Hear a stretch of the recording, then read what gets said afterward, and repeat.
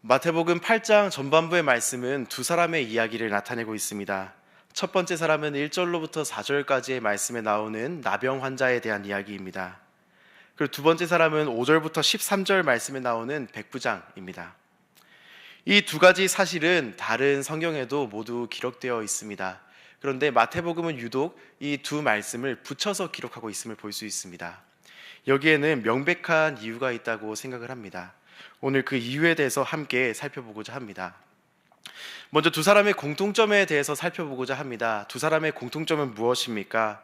바로 예수님께 나아와 아픔을 낫기를 간구했다라는 것입니다.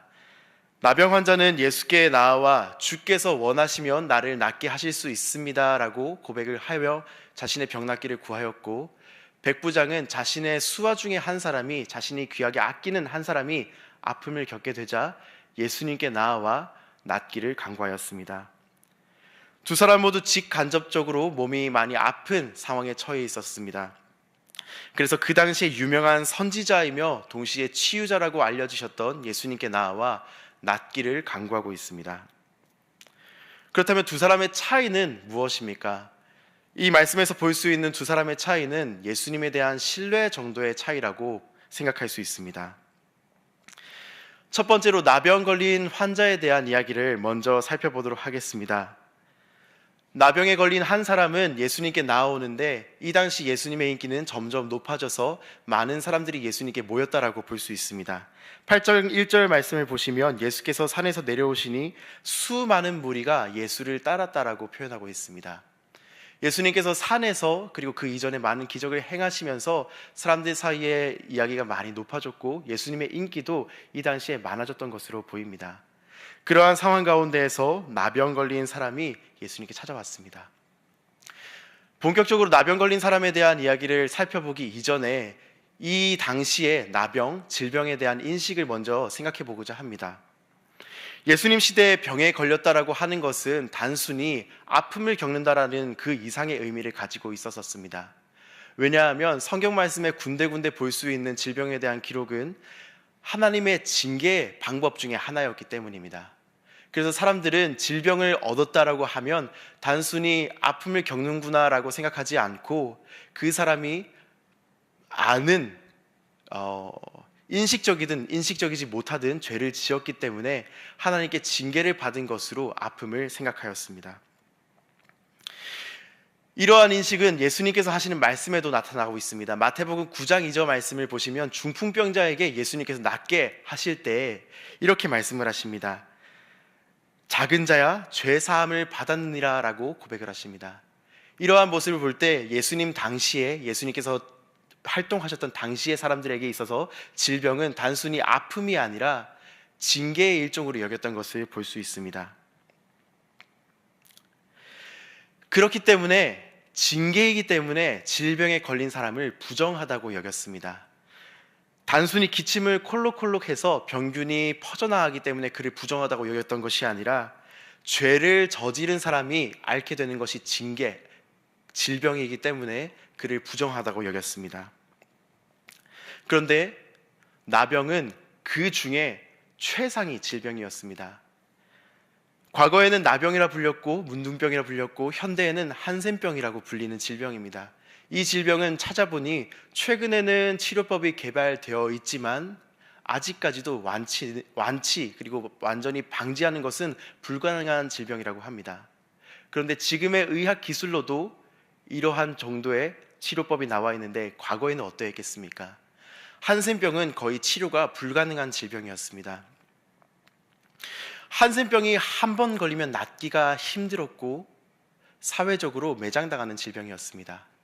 그래서 성경 말씀에 보면 나병에 걸린 사람은 스스로 큰 소리로 사람들에게 나는 부정합니다, 부정합니다 라고 크게 외쳤고 윗입술을 한 손으로 가려야만 했다라고 표현하고 있습니다. 거기에서만 끝나는 것이 아니라 한국에도 소록도라고 하는 섬이 있듯이 한센병 환자들은 그 공동체에서 벗어나야만 했습니다. 그들은 한평생 살던 공동체에서 쫓겨나서 공동체 바깥 생활을 했습니다. 이와 같이 나병에 걸린 사람은 단순히 질병을 가진 사람으로 여겨지는 것이 아니라 징계를 받되 가장 큰 징계를 받았다라고 생각을 하며 사람들로부터 쫓겨나 살았던 사람입니다. 그런데 이런 사람이 오늘 예수님께 나와 낫기를 간구하고 있음을 볼 수 있습니다. 이 사람은 무리 사이로 들어오면 안 되는 사람이었습니다.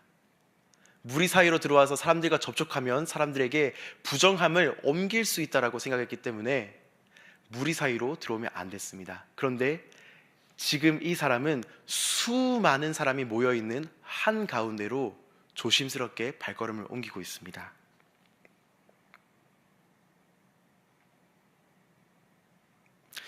그리고 무리 사이로 들어올 뿐만 아니라 그 가운데에 계시는 사람들의 중심에 계시는 예수님께 나와 그에게 엎드려 이렇게 고백하고 있습니다. 예수님, 주여 원하시면 저를 깨끗하게 하실 수 있습니다. 이 사람이 하는 고백 또한 굉장히 특이하다는 생각을 하게 됩니다. 만약 여러분께 불치병을 갑자기 앓게 되었다라는 상황을 가정해 보도록 하겠습니다. 그러면 누군가 나타나는데 그 사람에게 가서 기도를 한번 받으면 모든 질병이 나을 수 있는 상황이라고 한다면 여러분 어떻게 하시겠습니까? 저 같으면 그 사람에게 가서 선생님, 제가 지금 이러이러한 불치병을 앓고 있습니다. 낫게 해주세요. 제발 기도 한 번만 해주세요라고 직접적으로 부탁을 할 것입니다. 그런데 이 한센병, 나병을 가진 한 사람은 무리 가운데로 열심히 나와서 예수님께 이렇게 고백합니다. 주여 원하시면 저를 낫게 하실 수 있습니다.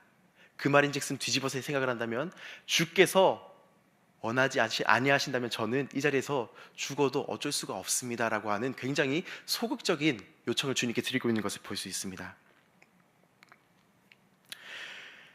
그는 두려움을 가지고 무리 사이로 침투해 왔을 것입니다.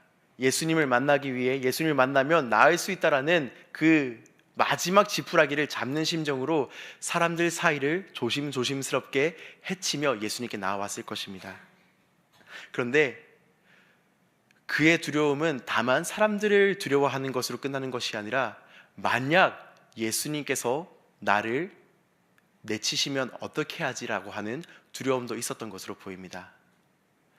모든 사람이 거절하는 나병을 앓고 있기 때문에, 모든 사람으로부터 배척받는 나병을 앓고 있기 때문에 마지막 지푸라기를 잡는 심정으로 예수님 앞에 조심스럽게 무리를 뚫고 가지만 예수라고 하는 저 인물마저 나를 버리면, 나를 내치면 나는 어떻게 해야 할까라고 하는 두려움을 가지고 예수님 앞에 한 걸음씩 나아갔기 때문에 이 사람이 하는 고백이 이상하게 될 수밖에 없다고 생각을 합니다.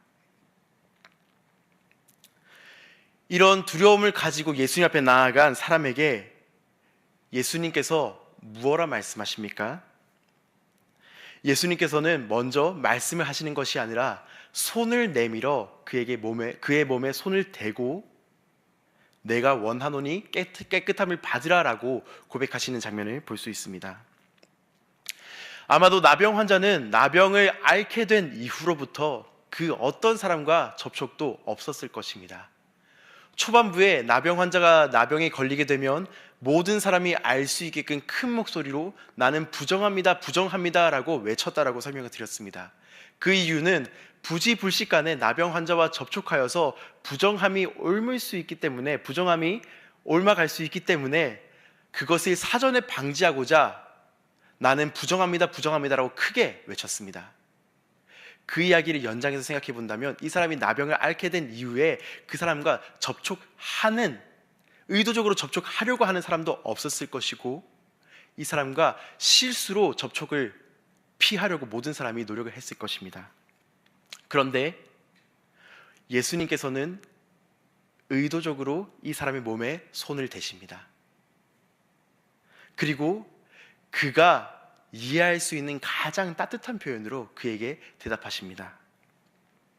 나병 환자는 두려운 마음으로 예수님께 나아갔습니다. 예수님마저, 저 예수라고 하는 인물마저 나를 내치면 나는 어떻게 해야 될까? 예수라는 인물마저 나를 낫게 해줄 수 없다고 하면 나는 어떻게 해야 될까? 두려운 마음으로, 환대받지 못할 수 있다라는 마음으로 예수님께 나아갔지만 예수님께서는 그를 따뜻하게 만지시고 그가 이해할 수 있는 표현으로 내가 원하노니 병이 낫게 될 것이다 라고 말씀해 주십니다. 정리하자면 첫 번째 사람은 가장 악하다고 말하는 징계를 받았습니다. 가장 악하다고 말하는 질병에 걸렸습니다. 사람들은 그를 향해서 도대체 어떠한 죄를 저질렀기에 저러한 징계를 받게 되었는가라고 생각을 하며 그를 무리 가운데서 쫓아내었습니다. 평생 그는 무리에서 쫓겨나서 홀로 살았습니다. 아픈 몸을 가지고 외로운 마음을 가지고 홀로 살았습니다. 예수님께 다가갈 때에도 나을 수 있을까라고 하는 두려움을 가지고 예수님 앞에 조심스럽게 나아갔습니다. 하지만 예수님께서는 나병 환자를 내치지 않으시고 따뜻하게 맞이해 주셨다는 것이 첫 번째 사람의 이야기입니다. 그런데 우리 또한 나병 환자와 같은 상황에 놓일 때가 많다고 생각을 합니다. 단순히 피부에 그리고 몸에 질병이 생겼다라는 것을 말씀드리는 것이 아닙니다. 때로는 하는 일마다 모두 꼬여서 하나님께서 나를 징계하시는 것인가 라고 생각할 때가 참 많습니다. 아무리 몸과 마음이 강한 사람도 힘든 일이 계속해서 이유 없이 겹치게 되면 무너지게 됩니다. 그럴 때면 생각이 마비되어서 그간 들었던 말씀은 오간데 없이 하나님께서 나를 버리셨는가? 하나님께서 나를 더 이상 사랑하지 않으시는가라고 생각하게 될 때에도 있습니다. 우리 또한 나병 환자와 같이 절망적인 상황에 처할 때가 많이 있습니다. 하지만 예수님께서는 우리를 절대 버리시지 않으십니다. 나병 환자의 몸에 예수님께서 손을 대실 때에는 그 손에 아무런 증거도 상처도 없었습니다.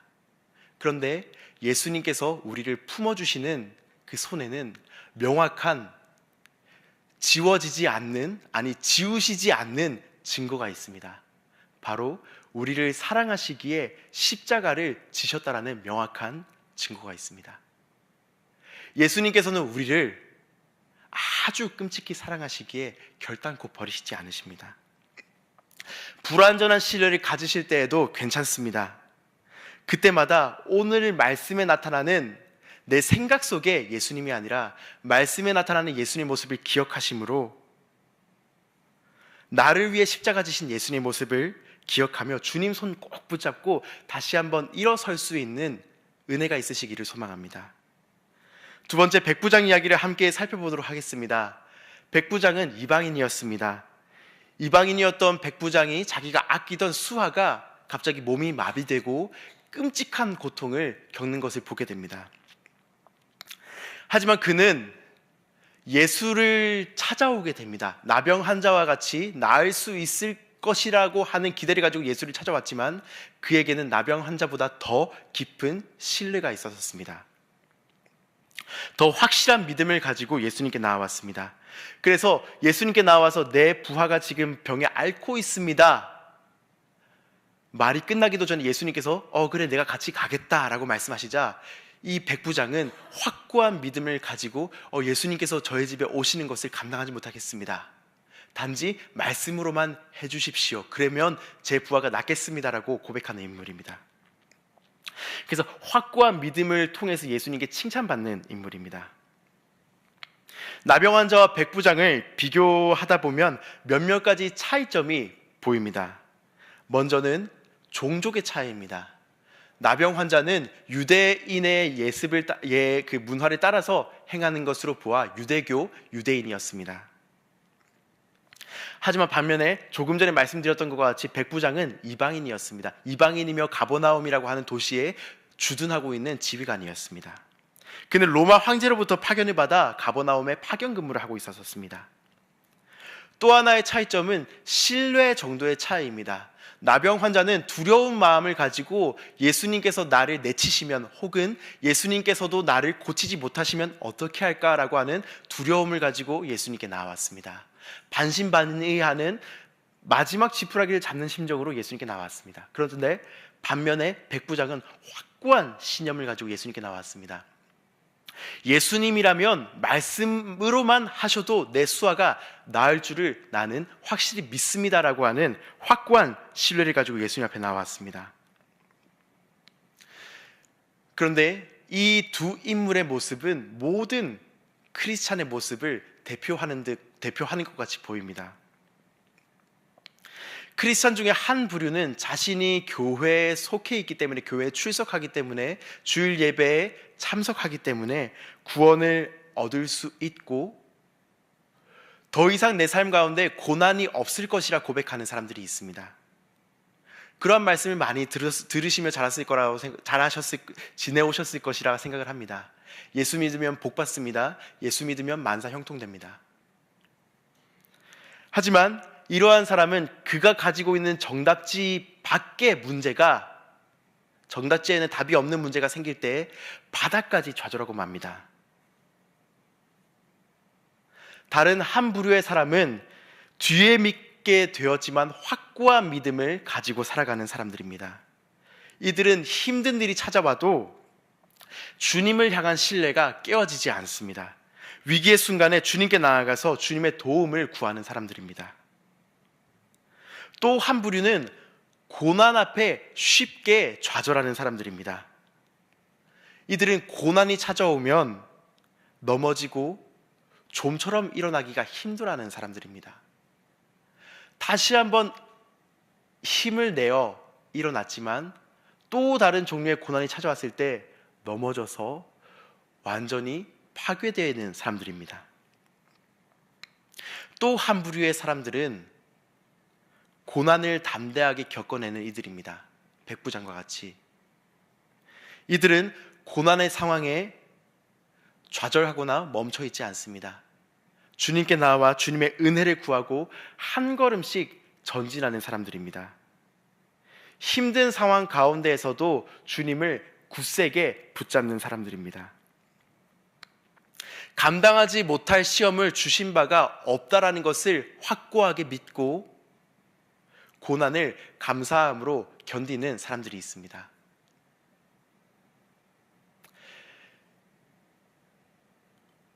우리는 이 둘 중에 한 모습이 아니라 우리에게는 이 두 모습 모두 있음을 살펴볼 수 있습니다. 때로는 백부장과 같이 굳센 믿음을 가지고 고난에 굴하지 않고 주님의 손을 꼭 붙잡고 걸어가는 모습이 우리들에게 있습니다. 하지만 동시에 나병 환자와 같이 내가 가지고 있는 선택지 그 이외에 내가 감당할 수 없을 것 같이 보이는 시험이 다가왔을 때 바닥까지 파괴되고 주님께서 나를 버리시면 어떻게 할까? 주님께서 나를 포기하시면 어떻게 할까? 하며 바닥까지 무너진 모습도 우리에게 있습니다. 신앙생활을 하다 보면 저보다 더 많이 생각하실 거라 생각을 합니다. 굳센 믿음을 가지고 열심히 주님을 위해서 달려갈 때도 있지만 달리기를 하다가 넘어지면, 돌부리에 넘어지면 그냥 걸어갈 때보다 더 심하게 다치듯이 그러한 상황에서 넘어졌을 때 더 이상 주님께서 나에게 은혜를 베푸시지 않으실 수도 있겠다라고 하는 잘못된 생각을 가질 때에도 참 많다고 생각을 합니다.